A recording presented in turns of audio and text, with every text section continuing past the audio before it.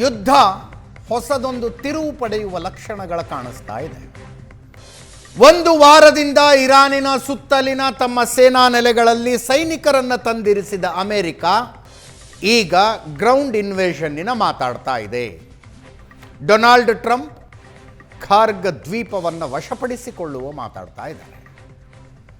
ಭಾರತ 1 ತಿಂಗಳ ಕಾಲ ಪರಿಸ್ಥಿತಿಯನ್ನು ನಿಭಾಯಿಸಿದ ರೀತಿ ಅತ್ಯುತ್ತಮವಾಗಿತ್ತು. LPGಗೆ ಸ್ವಲ್ಪ ಸಮಸ್ಯೆ ಆಯಿತು. ಪೆಟ್ರೋಲ್ ಡೀಸೆಲ್ ದೇಶ ಮತ್ತೆ ಖಚಿತಪಡಿಸ್ತಾ ಬಂತು, ಏನೂ ಸಮಸ್ಯೆ ಇಲ್ಲ. ಇವತ್ತು ಬೆಳಗ್ಗೆ ಪೇಪರ್ನಲ್ಲಿ ಓದಿದ್ವಿ 38,000 ಮೆಟ್ರಿಕ್ ಟನ್ ಪೆಟ್ರೋಲಿಯಂ ಪ್ರಾಡಕ್ಟ್ಸನ್ನು ನಾವು ಶ್ರೀಲಂಕಾಕ್ಕೆ ಕೊಟ್ಟಿದ್ದೀವಿ, ಅಲ್ಲಿ ತೊಂದರೆ ಆಗ್ತಾ ಇದೆ ಅಂತ. ಇಲ್ಲಿ ತನಕ ಸರಿಗಿದೆ. ಇನ್ನು ಮುಂದಿನ ಕಥೆ ಏನು ಮುರಳೀಧರ್ ಸರ್? ಹೌದು, ಶುರುವಾದಾಗ ನಯಾರದವರು ಪೆಟ್ರೋಲು ಡೀಸೆಲ್ ರೇಟ್ ಜಾಸ್ತಿ ಮಾಡಿದ್ರು, ಶೆಲ್ನವ್ರು ಜಾಸ್ತಿ ಮಾಡಿದ್ರು. ಈಗ ಎಲ್ಲರೂ ಮಾಡಬೇಕು ಅಜಿತ್ ಅವರೇ. ಒಂದು, ಎಕನಾಮಿಕ್ಸ್ ಆಫ್ ಅಗ್ರೆಷನ್ ಅಮೆರಿಕಾಗೆ ಎಫೆಕ್ಟ್ ಆಗ್ತಾ ಇದೆ. ಅಗ್ರೆಷನ್ ಎಕನಾಮಿಕ್ಸ್ ಇಡೀ ಪ್ರಪಂಚಕ್ಕೆ ಎಫೆಕ್ಟ್ ಆಗ್ತಾ ಇದೆ. ಒಂದು, ಇಲ್ಲಿ ನಾವು ಒಂದು ಕಾರ್ಪೆಟ್ನ ಈ ಕಡೆ ಸರಿ ಮಾಡಿದ್ರೆ ಆ ಕಡೆ ಸುತ್ಕೊಂಡ್ಬರುತ್ತೆ, ಆ ಕಡೆ ಸರಿ ಮಾಡಿದ್ರೆ ಈ ಕಡೆ ಸುತ್ಕೊಂಡ್ಬರುತ್ತೆ.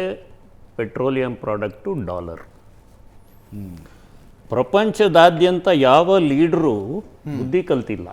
ಸೂಯಸ್ ಕೆನಾಲಲ್ಲಿ ಇಂಗ್ಲೆಂಡು, ಯುನೈಟೆಡ್ ಕಿಂಗ್ಡಮ್ ಇದೇ ರೀತಿ ಒಂದು ಅಟೆಂಪ್ಟ್ ಮಾಡಿ ಕೈಕಾಲು ಮೂಗೆಲ್ಲ ಹುರ್ಕೊಂಡು 1956 ಅದರ ಪೌಂಡ್ ವ್ಯಾಲ್ಯೂ ಕಳ್ಕೊಂಡು ಅಮೆರಿಕ ಮುಂದೆ ಮಂಡಿ ಊರ್ತು. ಎಸ್, ಈಗ ಅಮೆರಿಕ ಪೆಟ್ರೋಲ್ ಮುಳುಗದ ದೇಶ ಅಂತ ಏನು ಇಂಗ್ಲೆಂಡನ್ನು ಕರೀತಾ ಇದ್ವಲ್ಲ, ಅದು ಧರಾಶಾಹಿ ಆಗಿದ್ದು ತಾವಾಗೇ ಮುಳುಗು ಮಾಡ್ಕೊಂಡು ತಾವಾಗಲೇ ಸೂಯಸ್ ಕೆನಾಲು, ಎಲ್ಸೂರ್ ಕೆರೆ, ಇನ್ನೊಂದು ಕೆರೆ ಇದ್ದಂಗೆ ಪಕ್ಕದಲ್ಲೇ ಇದೆ ದೂರದಲ್ಲಿ. ಈಗ ರೆಡ್ ಸೀನಲ್ಲಿ ನಮಗೆ ಎಫೆಕ್ಟ್ ಆಗೋದು ಹೇಳ್ತಾ ಇದ್ದೀನಿ. ಭಾರತಕ್ಕೆ ಕೇಬಲ್ಸ್ ಪ್ರಶ್ನೆ ಬರ್ತಾ ಇದೆ. ಇಂಟರ್ನೆಟ್ ಕೇಬಲ್ಸು, ಅದರಲ್ಲಿ 17 ಕೇಬಲ್ಸು ಭಾರತಕ್ಕೆ ಸಂಬಂಧಪಟ್ಟಿತ್ತು. ಮೆಜಾರಿಟಿ ಮುಂಬೈಗೆ ಹೋಗುತ್ತೆ, ಸ್ವಲ್ಪ ಚೆನ್ನೈ ಟ್ರಿವಾಂಡ್ರಮ್ಗೆ ಹೋಗುತ್ತೆ. ಮಿಕ್ಕ ಒಂದು 43 ಕೇಬಲ್ಸು ಯುರೋಪಿಯನ್ ಎಕಾನಮಿಗೆ ಸಂಬಂಧಪಟ್ಟದ್ದು. ಇದು ಒಂದಕ್ಕೊಂದು ಹೇಗೆ ಕ್ಯಾಲ್ಕುಲೇಟ್ ಆಗುತ್ತೆ ಅಂದರೆ ನಾನು ಹೇಳ್ತೀನಿ. ಇಫ್ ಯು ರೈಡ್ $, ಅನ್ನೋ ಹುಲಿ ಮೇಲೆ ಅಮೆರಿಕ ರೈಡ್ ಮಾಡ್ತಾ ಇದೆ. ಅಮೆರಿಕ ಹುಲಿ ಮೇಲಿದೆ ಅಂತ ಇಷ್ಟು ವರ್ಷ ಎಲ್ಲ ದೇಶಗಳು ಸುಮ್ಮನಿದ್ರು. ಈಗ $, ಅಮೆರಿಕಾಗೆ ತೊಂದರೆ ಕೊಡ್ತಾ ಇದೆ. ಈ ಅಮೆರಿಕ ನಾಥೋರು ಹೇಳ್ದಂಗೆ ಯುದ್ಧ ಗೆದ್ದರೂ ಸೋಲ್ತು, ಯುದ್ಧ ಸೋಲ್ತು. ಯುದ್ಧ ಸೋತ್ರೆ ಹುಲಿಯಿಂದ ಇಳಿದಂಗೆ ಅದೇ ತಿಂದಾಕ್ಬಿಡುತ್ತೆ. ಈಗ ನವಂಬರ್ ಡಿಸೆಂಬರ್ ಪ್ರಶ್ನೆ ಅದು ಅಮೆರಿಕಾಲಿ. ಅಕ್ಟೋಬರ್ ನವಂಬರ್ ಡಿಸೆಂಬರ್ ಈಗಲೇ ನನ್ನ ವೈಯಕ್ತಿಕ ವಿಚಾರ ಅಂದ್ಕೊಂಡಿದ್ದೆ, federal government at least 0.25% interest rate ಜಾಸ್ತಿ ಮಾಡುತ್ತೆ ಅಂತ. ಮಾಡಿಲ್ಲ. ಅವರು $1 ಟ್ರಿಲಿಯನ್ ಬಡ್ಡಿ ಕೊಡಬೇಕು. ಸೊ ಈಗ ಅವರು ನೆಕ್ಸ್ಟ್ ಮಾಡದೇ ಇದ್ದರೆ ಸರಿ ಹೋಗಲ್ಲ. ಅಕಸ್ಮಾತ್ ಕನ್ಸರ್ವೇಟಿವ್ ಎಸ್ಟಿಮೇಟ್ ಹೇಳಿದ್ರು, ನಾನು $1.9 ಟ್ರಿಲಿಯನ್ ಅಂತೆಲ್ಲ ಓದಿದೆ, ಬಡ್ಡಿನೇ ಎಷ್ಟಾಗುತ್ತೆ ಅವ್ರದ್ದು ಅಂತ. ಹೌದು, ಅಮೆರಿಕ ಸೂಪರ್ ಪವರು, ಆರ್ಥಿಕವಾಗಿ ಅತ್ಯಂತ ಬಲಿಷ್ಠ ದೇಶ ಅಲ್ಲ. ನಾನು ಪ್ರತಿ ಸಲ ಹೇಳಿದ್ದೀನಿ ಅಜಿತ್ ಅವರೇ, ಈಗ ಇವ್ರ ಹತ್ರ $1,000 ಓಡಿ ಇದೆ, ನನ್ನ ಹತ್ರ $100 SB ಅಕೌಂಟಲ್ಲಿದೆ. ಅವರು ಅಮೆರಿಕ, ನಾನು ಭಾರತ. ಅವ್ರಿಗೆ ಅಗಾಧತೆ ಇದೆ ಕೊಳ್ಳೋದ್ರಲ್ಲಿ. ಬಟ್ ಏಕದಮ್ ಬ್ಯಾಂಕ್ ಕುಸಿದು ಬಿತ್ತು ಅಂದರೆ ತೊಂದರೆ ಆಗೋದು ಅವ್ರ ಜೊತೆ ನನ್ನ $50. ಕರೆಕ್ಟ್. ಈಗ ಈ ಪ್ರಶ್ನೆಯಲ್ಲಿ ಏನಾಗಿದೆ ಅಂದರೆ, ಅವರು $, ಅನ್ನೋ ಪ್ರಶ್ನೆಯಲ್ಲಿ ನೀವು ಹೇಳ್ದಂಗೆ, ನೀವೆಲ್ಲರೂ ಹೇಳ್ದಂಗೆ ಕರ್ಗೈಲ್ಯಾಂಡ್ ಸೂಯಿಸೈಡಲ್ ಅನ್ನೋ ಮಾತು ನನ್ನ ಬಾಯಿಂದ ತೆಗೆದಂಗಿತ್ತು. ಇದು ಸೂಯಿಸೈಡಲ್ ಅಂತ ಇರಾನ್ ಡಿಸೈಡ್ ಮಾಡಿಬಿಟ್ಟಿದೆ. ಹೌದು, America is thinking that it can easily take over. ಯಾರು ಸೂಯಿಸೈಡಲ್ ಆದರೂ 90% of the oil is affected. ಈಗ ನಾವು ಗಾದೆನ ಚೇಂಜ್ ಮಾಡಬೇಕು. ಯುದ್ಧಕ್ಕೆ ದಿವಸ, ತಿರ್ಗಾ ಆಚೆ ಬರೋಕ್ಕೆ 1 ವರ್ಷ ಅಂತ. ಹೌದು, ನಮಗೆ ಪ್ರಪಂಚದಾದ್ಯಂತ ಕುಂಬಾರರು ಬೇಕೀಗ ಮಡಕೆ ತಿರ್ಗಾ ಕಟ್ಟಕ್ಕೆ. ಆ್ಯಕ್ಚುಲಿ ನಾವು ಆಪರೇಷನ್ ಸಿಂಧೂರ ನಿಂತಾಗ ಹಿಂಗೇನು ಅಬ್ರಪ್ಟಾಗಿ ನಿಲ್ಲಿಸ್ಬಿಟ್ರು ಅಂತ ಬಹಳ ಬುದ್ಧಿವಂತಿಕೆ. ಅಲ್ಲಲ್ಲ, ಬೇಜಾರು, ಸಿಟ್ಟು ಎಲ್ಲ ಆಗಿತ್ತು ನಮಗೆ ಆಪರೇಷನ್ ಸಿಂಧೂರ ಅಬ್ರಪ್ಟಾಗಿ ನಿಂತಾಗ. ಬಟ್ ಇದನ್ನೆಲ್ಲ ನೋಡಿದಾಗ ಅನ್ನಿಸ್ತಾ ಇದೆ, ಯುದ್ಧ ಯಾವಾಗ ಆರಂಭಿಸಬೇಕು ಅನ್ನೋದು ಚಾಣಾಕ್ಷತನ, ಯಾವಾಗ ನಿಲ್ಲಿಸಬೇಕು ಅನ್ನೋದು ಅದಕ್ಕಿಂತ ದೊಡ್ಡ ಚಾಣಾಕ್ಷತನ. ಮಹಾಭಾರತದಿಂದ ಕೇಳ್ತಾ ಇದ್ದೀವಿ, ಯುದ್ಧಕ್ಕೆ ವ್ಯೂಹಕ್ಕೆ ಒಳಗೋಗಕ್ಕೆ ಮುಂಚೆ ಆಚೆ ಬರೋದು ಕಲ್ತ್ಕೋ ಅಂತ. ನಮ್ಮ air chief marshal AP Singh last month ಒಂದು ಸ್ಟೇಟ್ಮೆಂಟ್ ಮಾಡಿದರು. ಅಂದರೆ while addressing air force officers ಒಂದು ಕಾಂಗ್ಲಮರೇಟ್ನ, he said, world should learn from India. Yes It's not just about how to get into a war. You should know how to achieve your targets and you should know how to get out. That is the most important thing. Yes and maintain Just cordiality adding on. And maintain cordiality Cardiality. Also. ನೋಡಪ್ಪ, ನಾನು ನಿನ್ನ ದೇಶ ಎಲ್ಲ ಹೊಡೆದಿಲ್ಲ, ನನಗೇನು ಬೇಕೋ ಅಷ್ಟು ಮಾತ್ರ ಸೊಳ್ಳೆ ಸಾಯಿಸ್ಬಿಟ್ಟು Pick targets. ಬಂದ್ಬಿಟ್ಟೆ. ಇದು ನಮ್ಗೆ ಎಫೆಕ್ಟ್ ಆಗೋದು ಹೇಳ್ತೀನಿ. ನೀವು ಭಾರತದ ವಿಚಾರದಲ್ಲಿ ಕೇಳಿದ್ರಿ, ಮುಂದಿನ ದಿನಗಳಲ್ಲಿ ಡಾಲರ್ ತಡೆಯೋ ಶಕ್ತಿ ನಮಗಿಲ್ಲ. ಇವ್ರ ಹತ್ರ ಬಹುಶಃ ನಾವೇನೋ 94ನ ಬೆಂಚ್ ಮಾರ್ಕ್ ಮಾಡ್ಕೊಂಡ್ಬಿಡ್ತೀವ ಅನ್ನೋ ಭಯ ನನಗಿದೆ ಇವತ್ತರಿಂದ. ಇವತ್ತಿಗೆ 94.5. 94, 64. 64. 94 ಬೆಂಚ್ ಮಾರ್ಕ್ ಮಾಡ್ಕೊಂಡ್ಬಿಟ್ರೆ ನಮ್ಮ ರುಪಿ ವ್ಯಾಲ್ಯೂ ನೋಡಿ. ನಮ್ಮದು ಪ್ರಿಂಟ್ ಎಕಾನಮಿ ಅಲ್ಲ. ಕರೆಕ್ಟ್. ನಾವು ಚೈನಾ ದೊಡ್ಡ ಎಕಾನಮಿ ಅಂತೀವಿ, ಅದು ಡಾಕ್ಟರ್ಡ್ ಎಕಾನಮಿ, ಪ್ರಿಂಟ್ ಎಕಾನಮಿ. ಆ ಸೂಯಸ್ ಕೆನಾಲ್ ವಿಚಾರದಲ್ಲಿ ಯುನೈಟೆಡ್ ಕಿಂಗ್ಡಮ್ ಮಾಡಿದ್ದೇ ಪ್ರಿಂಟ್ ಎಕಾನಮಿ ತಪ್ಪು. ನಮ್ಮದು ಸಾವರನಿಟಿ ಇದೆ, ಬಾಂಡ್ಸ್ ಇದೆ, ಗೋಲ್ಡ್ ಇದೆ. ಬಟ್ 95 ರೂಪಾಯಿ ತಡೆಯೋ ಶಕ್ತಿ ನಮಗೆ ಈಗ ಇಲ್ಲ. ಅದಕ್ಕೆ ಎರಡು ರೀತಿ, ಆಂತರಿಕವಾಗಿ ನಾವು ಕಡಿಮೆ ಇಂಪೋರ್ಟ್ಸ್ ಮಾಡೋಕ್ಕೆ ಜನ ಸಹಾಯ ಮಾಡಬೇಕು, ಬಾಹ್ಯವಾಗಿ ಸರ್ಕಾರನೂ ಡಾಲರ್ ವ್ಯಾಲ್ಯೂ ಕಡಿಮೆ ಮಾಡೋದು ನೋಡಬೇಕು. ಇತ್ತೀಚೆಗೆ ನಾವು ಗೋಲ್ಡ್ನ ಸಿಕ್ಕಾಪಟ್ಟೆ ಪರ್ಚೇಸ್ ಮಾಡಿ ಇಟ್ಕೊಂಡಿದ್ದೀವಿ, ಅದೊಂದು ಶ್ರೀರಕ್ಷೆ. ಬಟ್ ಅದರಿಂದ ದುಡ್ಡು ಕೊಡೋರು ಪ್ರಪಂಚದಲ್ಲಿ ಯಾರಿದ್ದಾರೆ? ಮುಂದೆ ನಾವು 3 ವಿಧವಾದ ಕರೆನ್ಸಿ ನೋಡ್ಬೋದು. ಒಂದು ಯೂರೋ ಕರೆನ್ಸಿ ನೋಡ್ತಾ ಇದ್ವಿ, ಒಂದು ಡಾಲರ್ ನೋಡ್ತಾ ಇದ್ವಿ. ಬಹುಶಃ ಬ್ರಿಕ್ ಕರೆನ್ಸಿ ಬ್ರಿಕ್ ಕರೆನ್ಸಿ ಬರ್ಬೋದು, ಯೂರೋ ಕರೆನ್ಸಿ ಇರ್ಬೋದು. ಇವೆರಡರ ಮ್ಯಾಟ್ರಿಕ್ಸು 1947ರಲ್ಲಿ $1 = ₹3.46 ಇತ್ತು.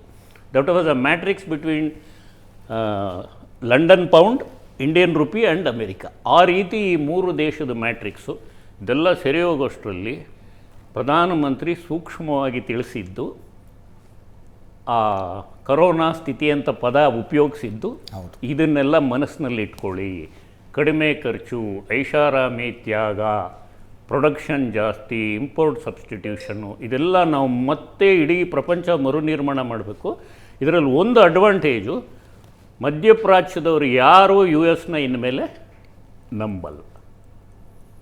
ಇರಾನ್ ಏನಾದರೂ ಇದರಲ್ಲಿ ಹುತಾತ್ಮತೆಯನ್ನು ಮೀರಿ ಮೇಲ್ ಬಂತು ಅಂದರೆ ಸೂಪರ್ ಪವರ್ ಆಗುತ್ತೆ.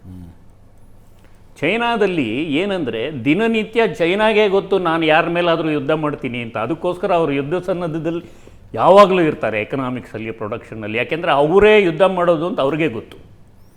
ಬಟ್ ಅವರು ಬಹಳ ಚಾಕಚಕ್ಯರು. ಅಮೇರಿಕಾಲಿ ಟ್ರಂಪ್ ಅಂದರೆ ಟ್ರಂಫೆಟ್ ಅಂತೀವಿ, TACO ಅಂತಾರೆ ಅವರು. ಟ್ರಂಪ್ ಆಲ್ವೇಸ್ ಚಿಕನ್ ಸೌಟ್ ಅಂತ. ಇದು ಟ್ರಂಪ್ ಅಂತಲ್ಲ, ಇಡೀ ಅಮೇರಿಕಾ. ಅವರು ಎಲ್ಲೂ ಯುದ್ಧ ತನ್ನ ಸಾಮರ್ಥ್ಯದಲ್ಲಿ ಗೆದ್ದಿಲ್ಲ. ವಿಯೆಟ್ನಾಮಲ್ಲೂ ಮೂಗು ಮುರ್ಕೊಂಡ್ರು, ಎಲ್ಲ ಕಡೆ ಅಫ್ಘಾನಿಸ್ತಾನದಲ್ಲೂ ಅದೇ ಆಯಿತು. ಏನೋ ಈ ನಮ್ಮ ಪಕ್ಕದ ಊರು ಇದ್ದಂಗಿರೋ ಒಂದು ಊರಲ್ಲಿ ಹೋಗಿ ಅವ್ರ ಪ್ರೆಸಿಡೆಂಟ್ನ ಹಿಡ್ಕೊಂಬಂದರು. ಆ ಥರ ಅಂದ್ಕೊಂಡು ಇರಾನ್ ಹತ್ರ ಹೋದರು. ಇರಾನ್ನಲ್ಲಿ ಜನತೆಗೆ ಹುತಾತ್ಮತೆ ಅನ್ನೋದು ಒಂದು ಶ್ರೇಷ್ಠತೆ. ಬಾಹ್ಯ ತೊಂದರೆ ಬಂದಾಗ ಎಲ್ಲ ಒಟ್ಟಾಗಿಬಿಡ್ತಾರೆ. ಆಂತರಿಕವಾಗಿ ಅಮೇರಿಕಾದಲ್ಲೇ ಕೂತ್ಕೊಂಡು ಬೈಯೋ ಜನ ಇರ್ತಾರೆ. ಬಟ್ ಈಗ ಪರಿಸ್ಥಿತಿ, ಈ ಇಂಟರ್ನೆಟ್ ಕನೆಕ್ಷನ್ ಇಲ್ಲದೆ ಇರೋದ್ರಿಂದ ಅಲ್ಲಿ ನಿಜವಾಗ್ಲೂ ಜನನ ದಮನಕಾರಿ ಮಾಡಿ ಇವರು ಯುದ್ಧ ಮಾಡ್ತಾ ಇದ್ದಾರಾ, ಅಥವಾ ಜನ ಏನಾದರೂ ಆಗಲಿ ಅಮೇರಿಕನ ಸದೆ ಬಡಿ ಮಾಡ್ತಾ ಇದ್ದಾರೆ ಅಂತ ಗೊತ್ತಿಲ್ಲ. ಆ ಮಾಹಿತಿಗಳು ಬರಬೇಕು, ಬಟ್ ಇರಾನ್ ಒಳಗಡೆಯಿಂದ ಬರೋದಿಲ್ಲ. ಎಸ್ ಪ್ರಶಾಂತ್, ಪೆಟ್ರೋಲು ಡೀಸೆಲ್ ನಮ್ಮ ಚಿಂತೆ ಮಾಡೋದಾದರೆ ಪ್ರಧಾನಮಂತ್ರಿಗಳು ಎಚ್ಚರಿಕೆ ಕೊಟ್ಟದ್ದು ನಮಗೆ, ಅಂದರೆ ಪರಿಸ್ಥಿತಿ ಹಿಂಗೂ ಬರಬಹುದು ಅನ್ನುವ ಎಚ್ಚರಿಕೆ ಆಗಿತ್ತು. ಅದು ಕೊರೋನಾ ಥರದ ಟೈಮಿಗೆ ಪ್ರಿಪೇರ್ ಆಗಿರಿ ಅಂತ. ಆದಿತ್ಯ, ಪ್ರಧಾನಮಂತ್ರಿಗಳ ಭಾಷಣ ಒಂದು ಸ್ಪಷ್ಟವಾಗಿ ಒಂದು ಮೆಸೇಜನ್ನಂತೂ ನಿಶ್ಚಿತವಾಗಿ ಕೊಟ್ಟಿದೆ. ಇದು ಒಂದು ಯುದ್ಧ ಬೇಗ ಮುಗಿಯಲ್ಲ. ನಾವೆಲ್ಲ ಏನು ಅಂದ್ಕೊಂಡಿದ್ವಿ, ಮೊದಲ ದಿನ ಖಮೇನಿ ಹೊಡೆದಾಗ ಇಲ್ಲ 3-4 ಡೇಸ್ ಇರಾನ್ ಏನು ಸಸ್ಟೈನ್ ಮಾಡಲ್ಲ ಅಂತಕ್ಕಂಥದ್ದು. ಆದರೆ ಈಗ ನಡೀತಾ ಇರ್ತಕ್ಕಂಥ ಬೆಳವಣಿಗೆಗಳನ್ನು ನೋಡಿದಾಗ ಯುದ್ಧ ಬೇಗ ಮುಗಿಯಲ್ಲ, ನಾನಾ ಸ್ವರೂಪದಲ್ಲಿ ಯುದ್ಧ ನಡೀತಾ ಇರುತ್ತೆ. ಪ್ರಶ್ನೆ ಇರ್ತಕ್ಕಂಥದ್ದು ಭಾರತಕ್ಕೆ ಬರ್ತಕ್ಕಂಥ ತೈಲ ಸಂಕಟ 2-3 ಹಂತದಲ್ಲಿ. ಒಂದು ಲಾಜಿಸ್ಟಿಕ್ ಹಂತದಲ್ಲಿ, ಇನ್ನೊಂದು ಅದು ಮಾಡ್ತಕ್ಕಂಥ ಇನ್ಫ್ಲೇಷನ್ನ ಸಂದರ್ಭದಲ್ಲಿ ಏನಾಗ್ಬೋದು ಅಂತಕ್ಕಂಥದ್ದು. ಮೂರನೇದು ವರ್ಲ್ಡ್ ಆರ್ಡರ್. ಇಡೀ ಅಮೇರಿಕಾ ಇರಾನ್ ಯುದ್ಧದ ನಂತರ ಅಥವಾ ಯುದ್ಧದ ಸಂದರ್ಭದಲ್ಲಿ ನಿಧಾನವಾಗಿ ಬದಲಾಗತ್ತಾ, ಅದರಲ್ಲಿ ಭಾರತದ ಪಾತ್ರ ಏನಿರುತ್ತೆ. ಈ 3 ದೃಷ್ಟಿಯಿಂದ ನನಗನ್ಸುತ್ತೆ ಈ ಯುದ್ಧ ನಮಗೆ ಬಹಳ ಮುಖ್ಯವಾಗಿರ್ತಕ್ಕಂಥದ್ದು. ತೈಲ ಸಂಕಟವನ್ನಂತರೂ ನಾವು ನೋಡ್ತಾ ಇದ್ದೀವಿ.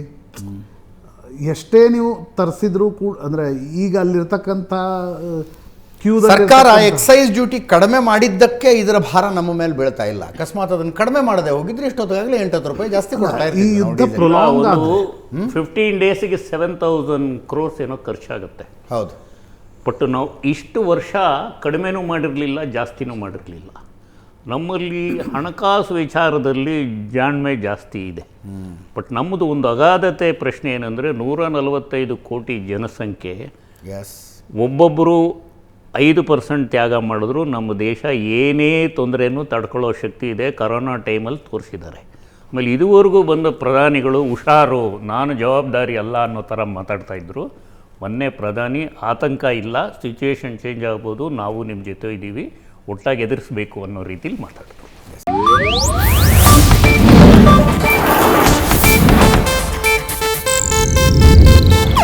ಇದು ಏಷ್ಯಾನೆಟ್ ನ್ಯೂಸ್ ನೆಟ್ವರ್ಕ್ ಪ್ರಸ್ತುತಿ.